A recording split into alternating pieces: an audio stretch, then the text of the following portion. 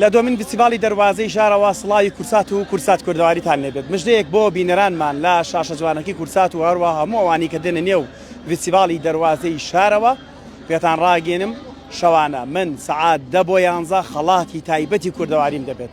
کەرەستەی کوردەواری هێنمە سەر ستەیج و پرسیاری زۆر سادە و سانا و خەڵاتی زۆر تایبەت و سوپرایزی تایبەتمانەیە لەگەڵتان.